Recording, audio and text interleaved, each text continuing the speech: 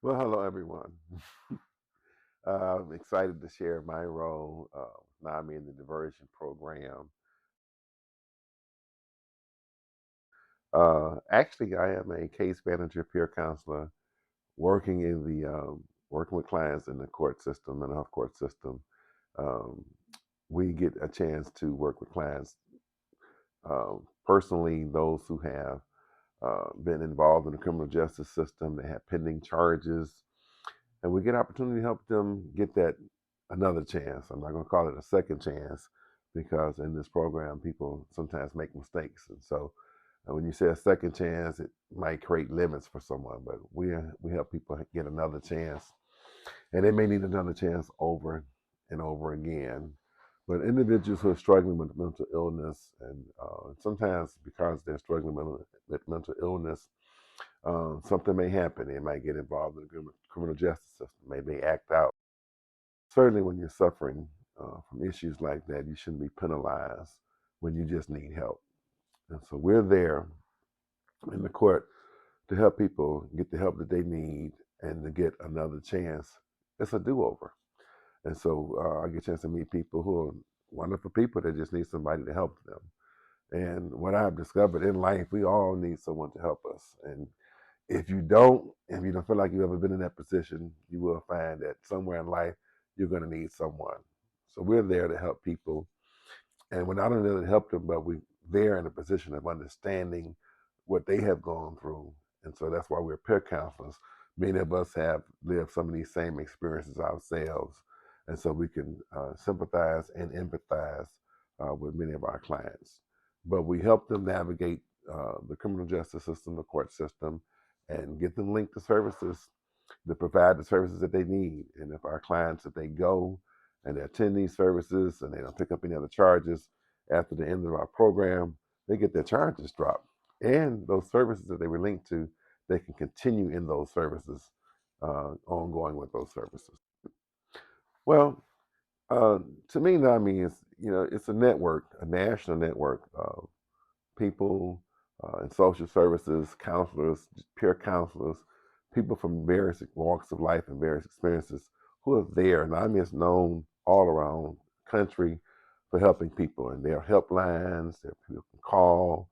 Uh, NAMI is a lifeline for a lot of people who have nowhere else to go. And in many cases, it's not about a cost or any of that, but people sacrifice their time to show that they're there for other people. And to me, I just love being a part of an agency that has no problem, that shares its heart with trying to help other people. And they show that in all that we do. And NAMI is known for that all over the country, and especially here in California. And so that's what NAMI means to me. It's another chance, and it's a helping hand, and it's a life raft for many people who feel like they're drowning. Well, I've been blessed to. I've lived two other states. I went to college in Virginia. From Chicago, actually born right outside Chicago in Indiana. And my experience with coming to social services started when a family friend suggested that I apply for a position with a company called Edgewater Systems for Balanced Living in Indiana. And that was my first. I never saw myself as being a counselor, although all my life I've somewhat been a counselor with my friends and with peers and family members.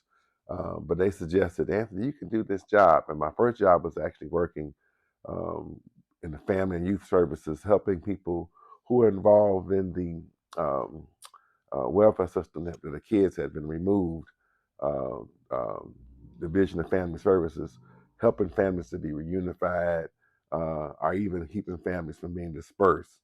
So I worked with Child Protective Services through the court system. That was my first job, and that's how I first got exposed into this industry.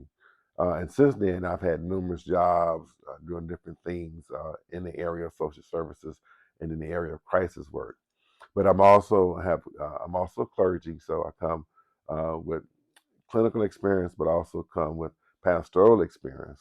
There were some times there was a talk show I was on, maybe about 12 years ago, and in this talk show they asked me, how do I transition from being a pastor and a counselor? And I shared with them I'm both at all times.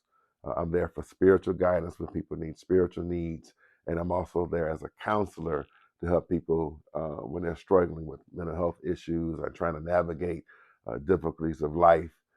So I'm both at all times, and I found that uh, both careers allows me to kind of dibble a little and dabble a little bit in both.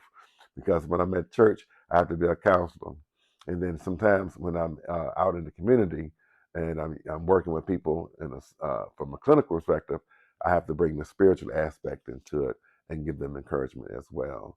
Um, and so here in Vallejo, I am pastor of church here in Vallejo, and we actually are trying to transition for our church to become more involved in social services and open up our doors and kind of address.